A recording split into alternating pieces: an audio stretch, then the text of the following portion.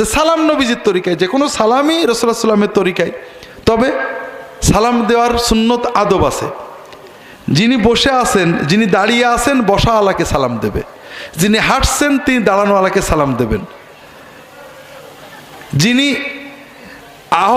বাহনে চড়ে যাচ্ছেন, সাইকেলে, গাড়িতে, তিনি রাস্তা দিয়ে হেঁটে যাওয়া বা বসাওয়ালাকে সালাম দেবেন।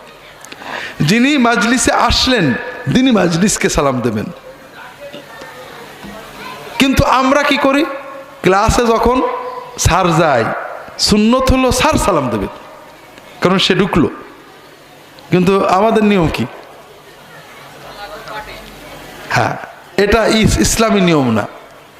আমাদের দেশে এমন দুরবস্থা, আপনি যদি ড্রাইভারকে, হেল্পারকে সালাম দেন, ওরা দিশে পায় না যে কি করবো, উত্তর দেবো না, কারণ ওরা সালাম দেবে। আমি নিজে দেখছি, যখন ইউনিভার্সিটির গাড়িতে উঠি, হেল্পারকে সালাম দিলে দিশে পাই না, ড্রাইভারকে সালাম দিলে ওরা সালাম দেবে আগে। নিয়ম হলো ওরা নিম্ন শ্রেণী, ওরা আমাদের সালাম দেবে, আমরা শুধু ঘাড় নাড়বো। ওটা আবার কিন্তু হারাম। সালাম শুনে ঘাড় নাড়া কিন্তু হারাম। সালামের জবাব মুখে যে সালাম দিয়েছে তাকে শুনিয়ে বলা ইসলামের নির্দেশ।